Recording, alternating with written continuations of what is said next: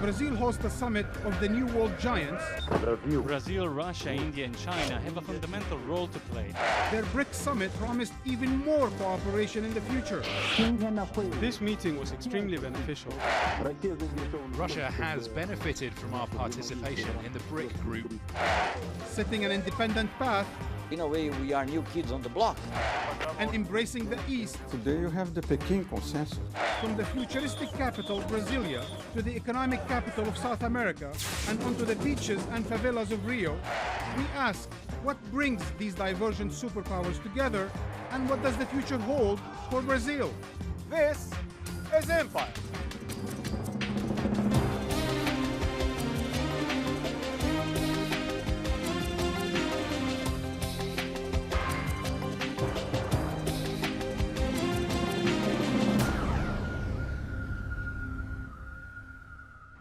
Hello and welcome to Empire. I am Marwan Bishara, here in the Brazilian capital, where the leaders of Brazil, Russia, India and China have convened their second summit, the so-called Bric Summit, where they've reached some important bilateral deals and underlined their commitment to multilateral global leadership. Considering they make up 40% of the world population, 26% of its territory, and almost 15% of its gross domestic product, the world, the United States, and indeed the West need to pause and pay attention. It was the moment when the most influential man on the planet met the other guy. For more than 60 years, global power lived here, was measured in these, and enforced like this. Not anymore. I think American domination is quite honestly is finishing. The general trend towards definitely is away from Washington and towards Beijing, towards Brasilia, towards Delhi. Today the reins of geopolitical power are shifting towards countries that were once beggars at America's gate. Brazil, Russia, India and China have a fundamental role to play in the construction of the new international order, which is more fair, representative and secure. Hi, this is Jim O'Neill. I'm head of Global Economics Research at Goldman Sachs. The Bric Alliance was originally no more than a snappy title, dreamt into existence by a Western economist. I did it on the back of 9/11, and the message was, if the world is going to thrive, globalization cannot be Americanization. Within a few short years, the dream became reality, as Brazil, Russia, India and China formed an informal partnership based on collective hard and soft power. 4 out of every 10 people in the world live in the Bric countries. Their individual gross domestic product is pushing them up the ranking of global economic giants. And their individual military might gives them a collective strategic strength. It's the world turned upside down. The US is certainly not going to be anywhere near as dominant in the next coming decade, and the Bric countries are all critical to the future of the world. As the Western world slumped into recession, the emerging economies were booming. They seized their chance to topple the world giant and shift the geopolitical axis eastward and southward. So far, whenever there was recession in the world, it was brought about by the USA economy, and it was the USA which pulled the world out of the recession. But this time, which country is bringing the world out of recession? China. Now, while America stays at home with the government's credit card maxed out on foreign wars, China has been on a global buying spree, gobbling up vital resources across Africa and supplanting Washington as the #1 customer for Saudi oil. The Bric countries are now demanding their voices be heard in the organizations set up by Washington to run the world. We support a multipolar, equitable, democratic and just world order. Brazil, which once begged for cash from the IMF, has loaned $10 billion to the fund and called for an end to American dominance of its structures. Each country will give money proportional to its reserves, and Brazil cannot be left out. And led by China, which has propped up the failing American economy by buying nearly $3 trillion of US government debt, the BRIC countries are demanding an alternative to the dollar as the world's official reserve currency. Both China and Brazil are willing to push for reform of the global financial system. If you look at all of these organisations, they're all remnants of World War II or the post-World War II order. The main benefit that I observe of them meeting and pronouncing together is that it should embarrass the US and the G7 members and the heads of the IMF and other, true global organisations to get off the backsides and get a move on with making our global organisations more representative.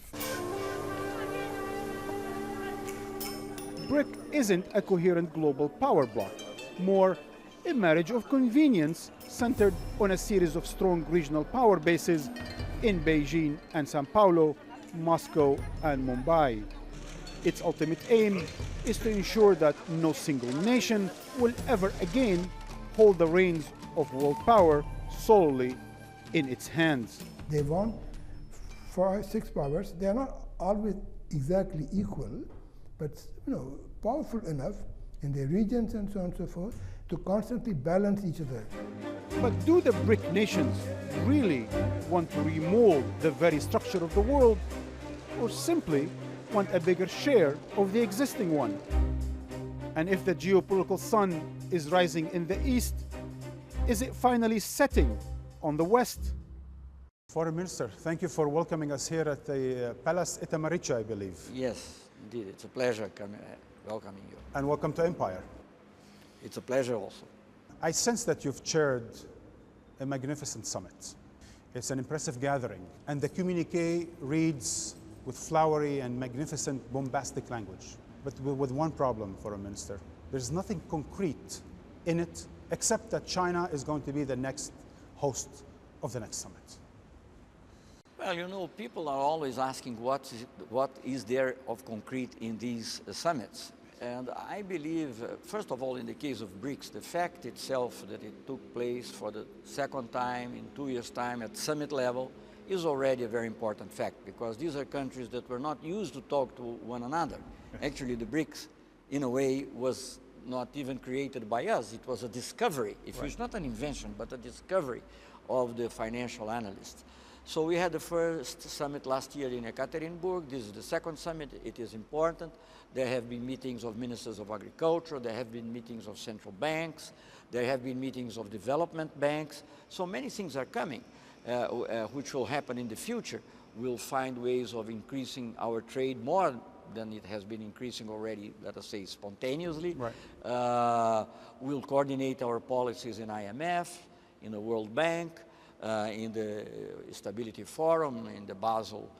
So I think this is very concrete. This affects people's lives in a very immediate way. It's not just building a tower that you are concrete. No, point well taken. But when the world looks from the outside, they expect the BRIC members, who make up 40% of the world population, 3 among you, not Brazil, nuclear powers, to have more say about global affairs.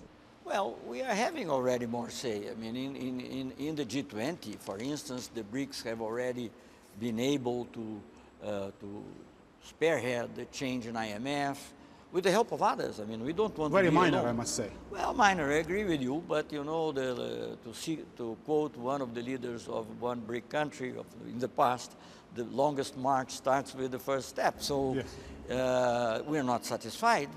But I think that the simple fact that we are meeting, the fact that the world itself is seeing us as the engine for growth, will give us more and more leverage to improve that situation. Let me tell you what the world perhaps sees more clearly. They see is that but you have to compare with the past and with the kind of influence we had, which was none. True. And that's why a lot of people see this more as China and company, more than they see this as 4 equal members. That you're basically riding on China's back. Well, China is no doubt the country with the biggest population and probably the biggest growth. Brazil cannot have the kind of growth of China and will not have, because the phenomenon that's happening in China now happened in Brazil some 30 years ago or so, which was a very accelerated urbanization and coming to the monetary economy. So this is a different thing. But Brazil is a leader in many other things. Brazil is a leader in energy.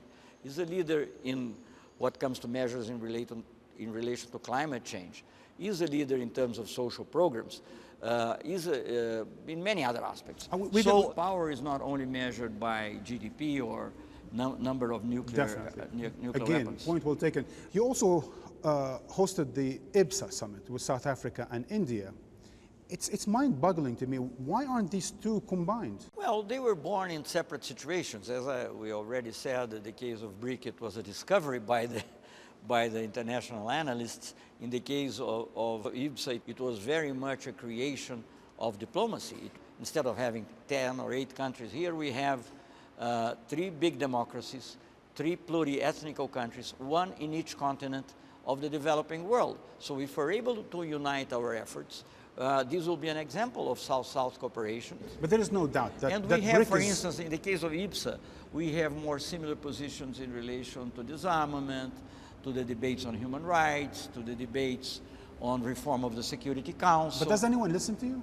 I think in a UN context, for instance, IBSA will never have the same kind of weight that the BRIC have in the financial world as a whole. So once again, no, but let me just wait a moment. I think the IBSA was created more or less at the same time that the other G20, the G20 of WTO, which was so important in the Doha negotiations, although they are not finished, but we had changed the course of the Doha negotiations, and this was basically an endeavor of the 3 IBSA countries, plus some others. So it depends where you are. In both cases, Foreign Minister. Don't forget, democracies, multi-ethnical societies, each one in each country. I know, you're keeping the Chinese out. Now you're making democracy being No, I'm not keeping keeping anyone out, but just one in each continent. Yes. Here we have both IBSA and the BRIC countries. If anything is common in between them, is that they both are formed vis-a-vis the West, vis-a-vis the United States and the West. In the end of the day, what unites you, or what united you during the Bush era, is more or less what is separating you or nuancing you now during the Obama era. That's why there is a question of commitment or lack of in your communique. We were not vis-a-vis the West or against the West, but we are, in a way, both have in common the fact that somehow they question the established order in international relations. You're opposed to Western domination? No, we want to change. Correct. It's not a question of being opposed. We would be opposed to any domination. We don't want to make the BRICS and the IBSA an aristocracy to replace another. We want to work together with the other countries. There has to be a democratic debate. You invoked the word aristocracy. I wasn't going to do that. But in the end of the day, that's what you are, isn't it? You are a bunch of trillionaires, 4 trillionaires, wanting to democratize the world, speak in the name of the poor, but you are 4 trillionaires. You're a private club of aristocracy against the hegemony of the United States and NATO. If I would be a demagogue, I would say we are the spearhead of the word proletariat. But since I'm not a demagogue, I'll just say that we are the engines of change in which more countries will participate. Today here, I had the presence of the Foreign Minister of Turkey.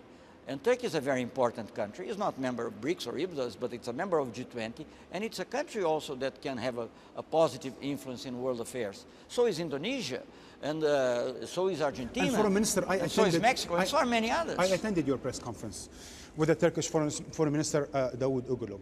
It impressed me that apparently it annoyed you that you spent most of the press conference speaking about Iran.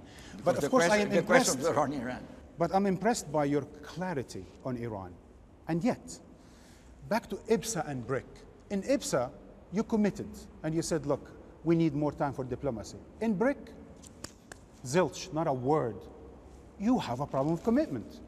Well, we don't have a problem of commitment, but maybe you have given one of the reasons for the existence, the continued existence of IBSA. In BRIC, we have 2 permanent members of the Security Council that maybe have other commitments because they are permanent members of the Security Councils. We are still aspirants. On the question of Palestine, on the question of Afghanistan, I mean, this is now a 10-year 10-year war.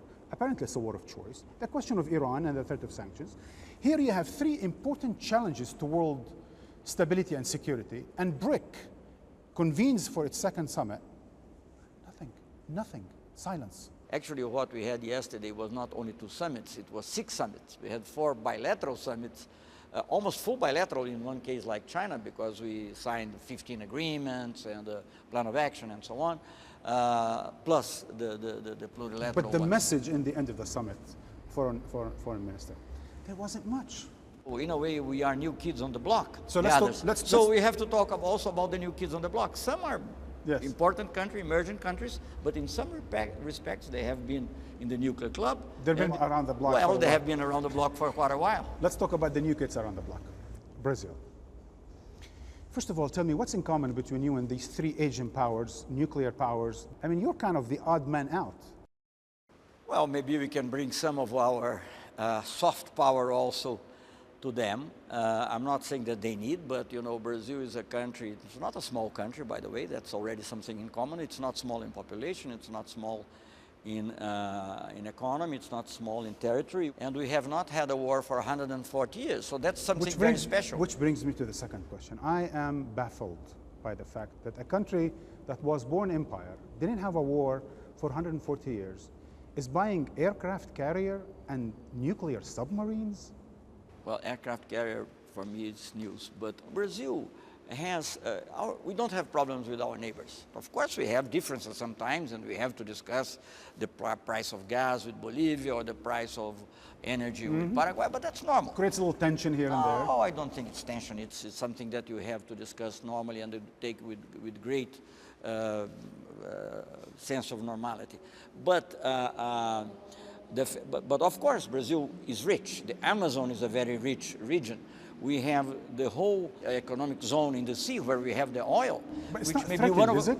Well, I don't know. It's not threatened by anyone now.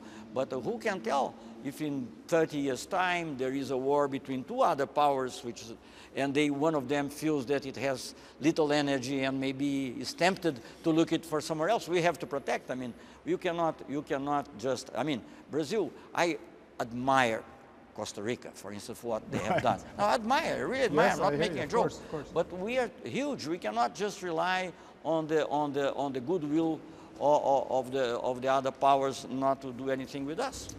Mr. Amorim, Foreign Minister, I hear you when you say these things, but at the same time, you open 35 new embassies within 4 or 5 years? Maybe, I don't keep a statistic. You give $10 billion of credit to Africa, investments and so on and so forth. You buy new submarines and you enter into new defense pact with the United States.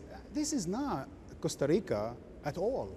No, I agree, and I want to again be very clear. I'm not derogatory about Costa Rica, but Brazil is a continental country, and it has to protect. But is it a continental hegemon? It has influence, of course. The size, the sheer size creates some influence. But most important, I believe, we try to take into account the asymmetries, so that the other countries will have more benefits than we have, which is natural because we are the most advanced one.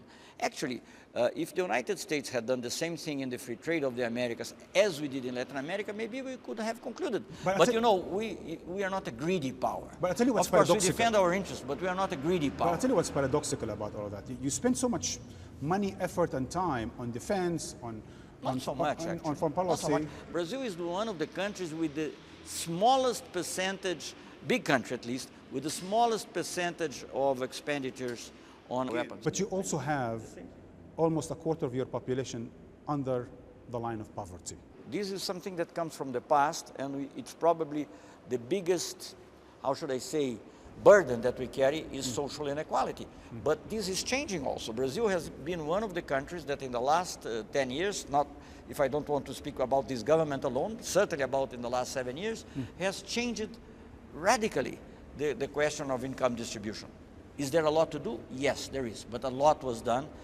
You criticize Colombia for its defense agreement with the United States that has to do with airports and so on. You've just signed one a few days ago in the United States. It's totally different. The agreement we have with the United States is similar to an agreement that we have with Russia, we have with Sweden, we had with other European countries. It's a framework agreement that... there will be no American presence in Brazil? No American base, no American presence. I cannot exclude that one American can come here for training or for a course or something like that, but there is nothing comparable. There's nothing that is a base or looks like a base. Foreign Minister, to end, I would like to ask you about the future. What if your government changes to something that goes to the right? Would Brazil then change its foreign policy? Would this look like a new Brazil on the world stage? I think the country is set on a direction that it will, which has proved useful. So some of the business people who criticized President Lula for going to the Arab world and to Africa so much as he did are very happy because they are also making business with them. Actually, in Qatar, the day I arrived there to invite Qatar to be part of the first summit of Arab countries in South America, there was also a company selling 500 buses. Well, maybe it was a coincidence, but anyway, you know, sometimes trade follows the flag. So I think all these... And you also signed a free trade agreement with Israel for Mercosur last month. Well, absolutely true. I mean, which shows that we are not, we don't want to discriminate. We are not anti-Israel in any way. We are, of course, pro-Palestine in the sense that we want to have a Palestinian state viable with the borders of 1967. You have the IBSA declaration, which is very clear, couldn't be more clear on that, but we want that to be obtained by peaceful means. Foreign Minister, Mr. Amorim, on this sobering note, thank you for joining Empire. Thank you. Thank you. That was Celso Amorim, the brains behind Brazil's foreign policy. We soon need to take a short news break, after which we continue our discussion here in Sao Paulo, the financial capital of Latin America, with Professor Ildo Sower, who helped kickstart Brazilian negotiations with China, and seasoned Brazilian ambassador Rubens Barbosa, and for an Indian perspective, development expert Dr. Rathin Roy. But first, the Latin American editor Lucia Newman profiles the most popular, some say most populist democratic leader, Brazilian President Lula da Silva. Lula, the nickname of a leftist metalworker and union leader. Born into poverty in Brazil's rural northeast, who against all odds grew up to become president of Brazil. He has taken the image of Brazil to corners of the world where I think Brazil was scarcely known before. Luiz Inácio Lula da Silva was elected 8 years ago, vowing to eradicate hunger in the country with the most land and resources, yet the largest number of poor people in South America. Corruption, poverty, and especially violent crime remain very high. Yet, with only 8 months left in office, Lula's popularity has soared to a record 76%. Lula is a complete politician. He can betray his brother in order to get there. For the first time in its history, economic growth is being accompanied by a reduction in social inequality and unprecedented social spending, transforming the lives of millions who live in slums. 20 million Brazilians, in fact, have moved up the social ladder, a combination of orthodox economics introduced by Lula's predecessor and social policies that create formal employment and ensure that children like these go to school. While much of the global economy remains in crisis, Brazil's business sector has never done better than under the leftist president it once viewed with suspicion. Mr. Lula, for sure, had a strong influence in this process and a fantastic and crucial role to make it happen. Few expect Lula's successor to match his high international profile. He's not frightened of stepping out onto the world stage, venturing into uncharted waters for a Latin American leader, like trying to mediate in the Israeli-Palestinian conflict. The separation wall has to come down. The restrictions of movement in the occupied territories must cease. He's also active in helping poor nations. We're looking for progressive answers to the unequal and dysfunctional globalization humanity is living under. In the meantime, those close to Lula say he'll keep one foot in Brazil and the other abroad, working as a spokesman for the developing world. This while he sits out the next 4 years, after which, if he wants, he can run for president again.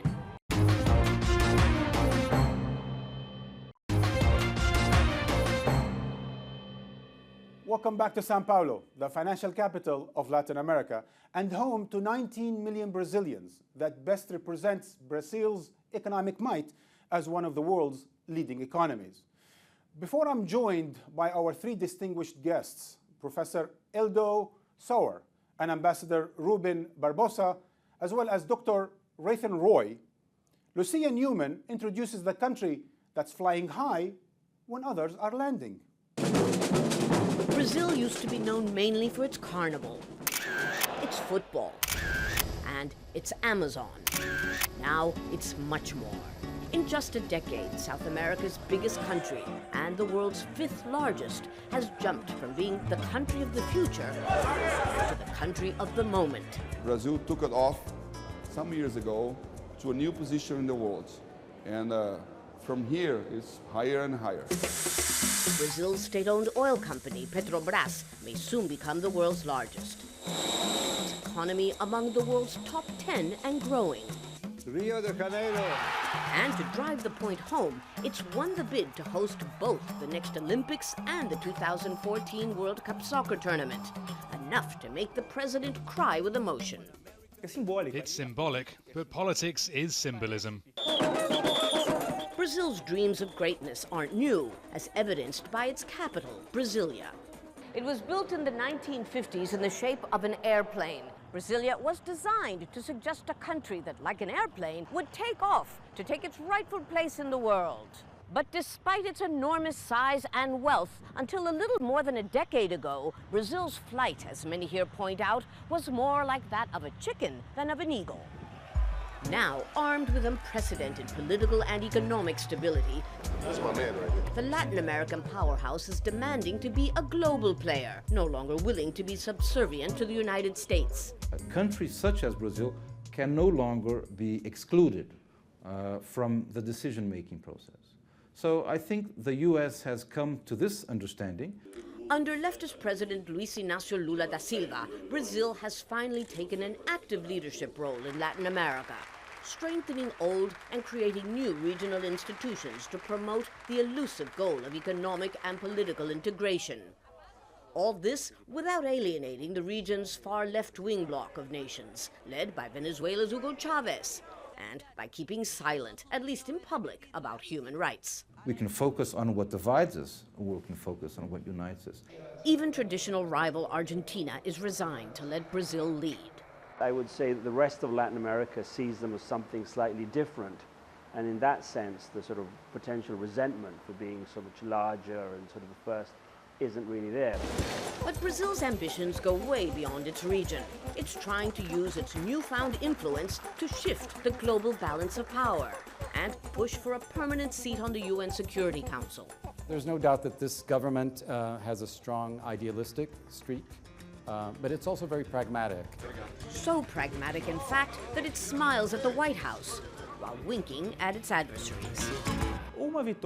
That could change drastically if the opposition wins October's presidential elections. In that case, Brazil would likely return to a policy of closer realignment with the United States. But no matter who comes next, Brazil has taken a qualitative leap, going beyond the samba and the football, to finally find a place near, if not at, the top. Well, as promised, joining me in the studio is Dr. Rathin Roy, Ambassador Rubens Barbosa, and Professor Eldo Sauer. Gentlemen, welcome to Empire.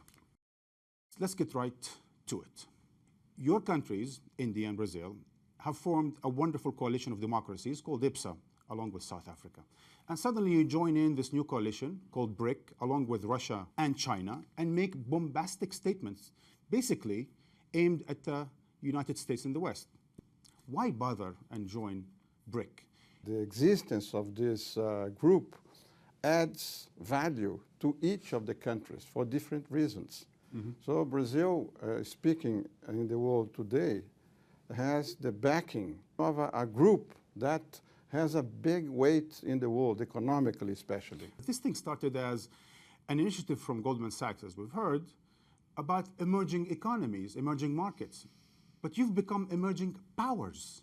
You have, in my view, three important issues. First, the institutional framework that was created after World War is no longer able to cope with the real conditions of the world. So we're talking about the United Nations? United Nations. The World Bank, the IMF? World Bank, IMF. Yeah. You also had, as a result from the Cold War, these different asymmetries with nuclear weapon states and non-nuclear weapon states. Russia, India, China are nuclear powers. Right. Brazil has nuclear technology. Now, after China started its so-called industrial revolution, making a little bit more than 20 years what the other countries took more than 2 centuries to do. China is looking to get resources, especially energy, oil, gas, and also mineral resources like which explains the bilateral relations and the bilateral deals with Brazil? Yes, yes. Dr. Roy, what about Chinese-Indian relations? I mean, there's certainly tension on that question. It's not as much of a complementarity as it is between Brazil and China. The point about things like the BRIC is not to look at them in terms of Clausewitz type alliances. These are countries that have come together or have been, if you like, forced together in arranged marriage. And in an arranged marriage, you don't have expectations. You go with the flow, you see where you can cooperate, and if you cannot cooperate, well, let it rest there. Ambassador Barbosa, do you agree or do you think that such a coalition like BRIC will be able to rectify the imbalance of influence in the future between the West and the rest of the world? I think that the BRIC is important because will allow a bigger cooperation among economic cooperation and the cooperation on global issues among the 4 countries. And the weight of the BRIC countries rests on the economics of it, not on the political, because the agendas are different. The background of each country is different. In a perspective of 10, 20, 30 years' time, the weight of the BRICS will increase. And the only coherent agenda for the short term is the challenge to the global governance. There you have a common agenda. So let me ask you, how far can we separate the economics from the political and the governance? When, for example, one of the things on the agenda, at least as far as China is concerned, is changing the world reserve currency from dollar to something else where the BRIC countries play a role.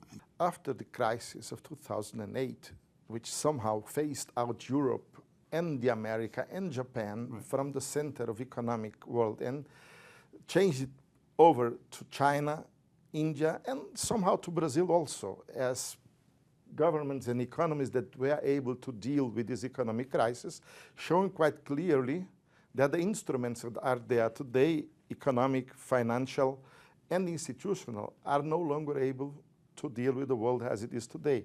These 4 countries, in a sense, believe themselves, at least, at somehow representing also different regions of the world, say Africa, Asia, and South America, against somehow the hegemony powers that were relevant and still are relevant today.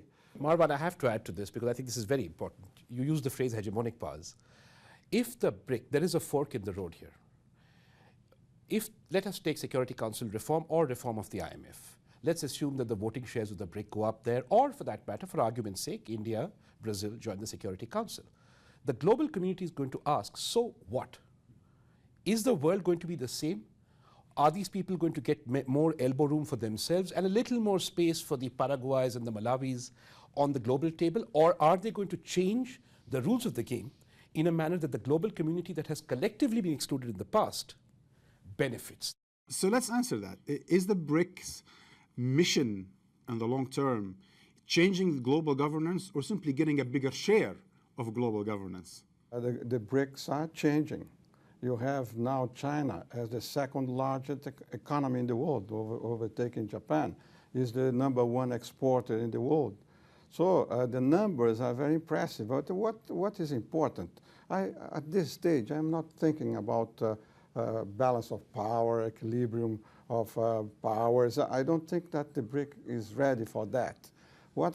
As I see it, the BRIC is important to each country because we are developing a common agenda of our own interest. Within BRIC? Within BRIC. If you think until now, India, Brazil, even Russia, because of the Cold War, the relationship was with the big powers, European and US. So you have extensive links of cooperation in the financial area, in the economic area, in the trade area. Now, we are beginning.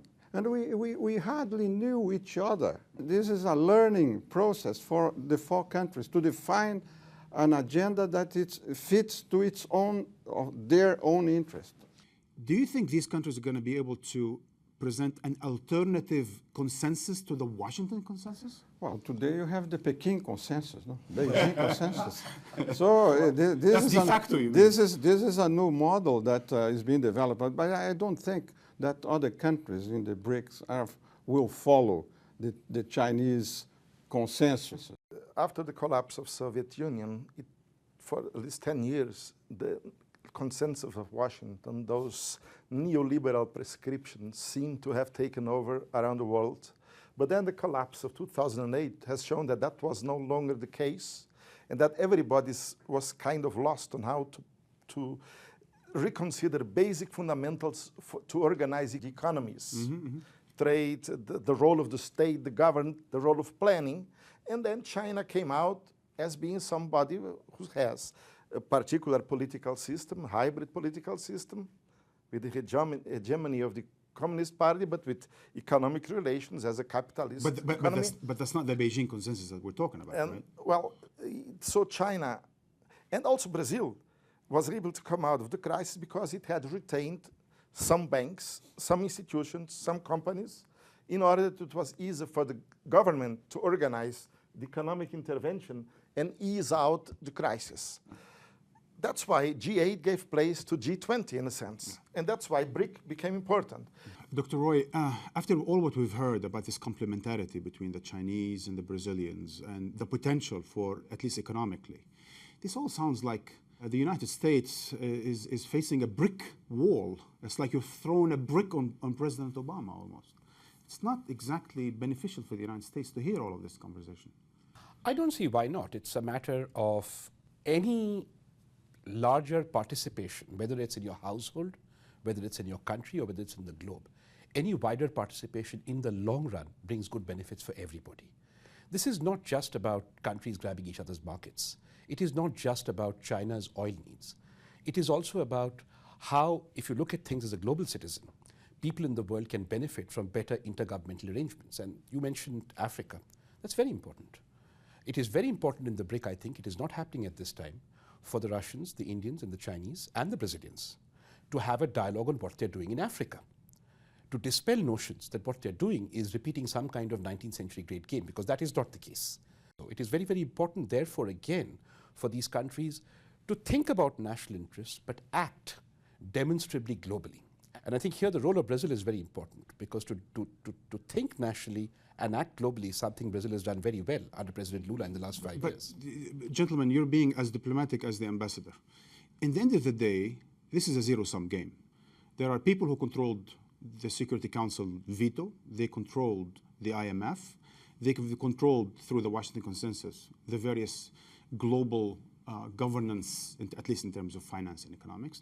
And now you are taking the show away from them. That doesn't bode well for the United States and Europe, does it, Ambassador? No, I don't think that we're stealing the show. I mean, you saw the meeting of the G20. Nothing is changing dramatically. I think that the BRIC will play an increasing role. But I don't think that the BRIC will have the power to transform the world. I don't think so, at least at this stage, because there is not a common agenda. If you're speaking about the Security Council, China vetoes other countries. If you think about Iran, the position is not the same among the 4 countries. So I don't see on a short term power coming from the BRIC countries to transform the world. I don't see that. Both of your countries, Brazil and India, probably have some of the gravest disparities between rich and poor.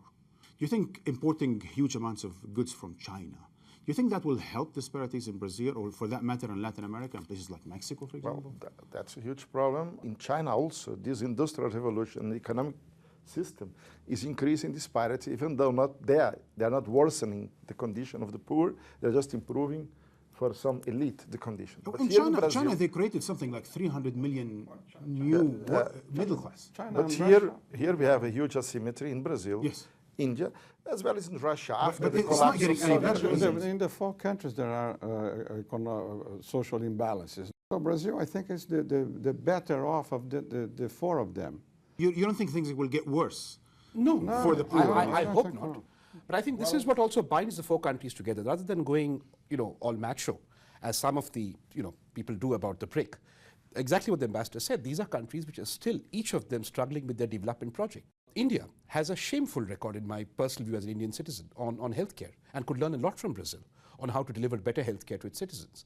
But these are not problems peculiar to the BRIC. These are problems common to the developing world. But you are not normal countries. I mean, you are the club of trillionaires, presumably. Each one of your economy is above $1 trillion. You have how much? $200 billion extra reserve now. Certainly, these are financing U.S. at the negative interest rate. The idea is more or less that. You had OECD and G8, more or less 1 billion people around the world, consuming most of the resources and having access to most of the wealth. And then you come in with BRICS, which are mainly Asia, Russia, and Brazil, but representing somehow other regions, with the idea that this world has to be changed. Historically, India and Brazil are very asymmetrical. We have a huge imbalance. In Russia, it was built in after the collapse of the Soviet Union. They're dealing with it now. And in China, the asymmetry is not that the poor became worse, it's that some elite is being created. Dr. Roy, you've been living in this country. You've been seeing how Indian-Brazilian relations are going. Are you optimistic about this South-South relationship in the future? Totally optimistic and totally confident. In the summits, it was discernible that the leaders were determined not to be seen as a club discussing just their own affairs. On the agenda was Africa, on the agenda was South-South cooperation, on the agenda was how these governments could better represent the voice of those who are not represented in the global stage. These countries are countries of the South, and if they can deliver for the South better, then history will smile on them. I think that this South-South cooperation for all of us is important and should be continued. But when you look to China, to India, to Russia, the main focus is not the South-South countries, it's the developed countries. And I think that Brazil should do the same thing. In the last 8 years, the priority here in Brazil was the South-South relationship, leaving the developed countries in the background. I think that this has to be more balanced. So you think President Lula was more ideological in his South-South, not economical in his approach? I think so. I am afraid I normally never disagree with anyone in Brazil, but this is giving me an opportunity. I disagree. I think he was pragmatic, and I think Brazil's voice has benefited hugely from President Lula's skillful balancing of the South with the dialogue with the North. And I think China is learning from Brazil and will do more of this, and so will India. If BRIC is not to vanish and become a real milestone in the world, is if it is able to cope with the main issues which the humanity is facing today.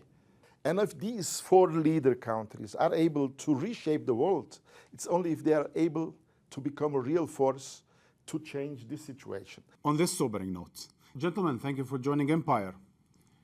Our next stop after Brasilia, the political capital, and Sao Paulo, the financial capital, we head to Rio de Janeiro. We will be joined by filmmaker Nelson Hoyneff for a stroll on one of the city's beaches.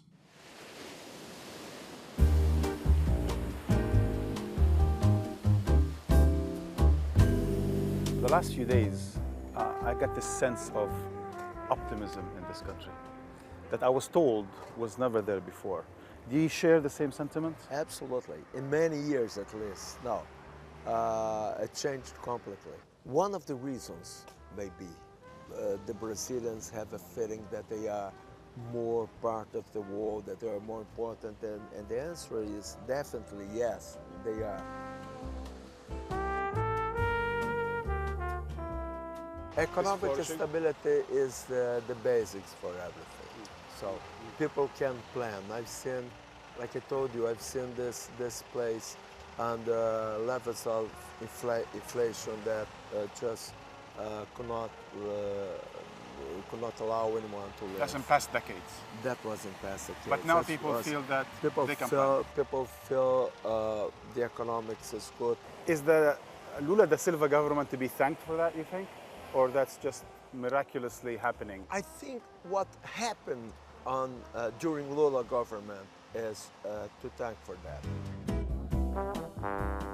That question of the poor and the rich in Brazil, the privileged and the destitute, how is that working out in the last 10 years? The disparities still exist, but there's no tension about it. There's less tension. Much less tension. You feel that in the streets? You feel this everywhere. Nelson Heinef, on this glorious morning in Rio at the Copacabana beach, thank you for joining Empire. Brazilian city slums, or favelas, like this one, crime closed and usually violent, have long posed serious challenges to state and society. But that's not a Brazilian challenge only. From Mexico City to Mumbai, through New York, Paris, and Cairo, intra-city fault lines are posing greater security risks to states than traditional regional and international fault lines. Here in Brazil, that seems to change, as the Lula da Silva government couples its security measures with far-reaching, wide-ranging socioeconomic initiatives meant to improve life for poor and working families in these favelas. While there's still a long way to go, these policies are worth expanding and globalizing beyond Brazil, for the sake of the world's poor and rich people alike. And that's the way it goes. Thank you for joining us from Rio. Until next time.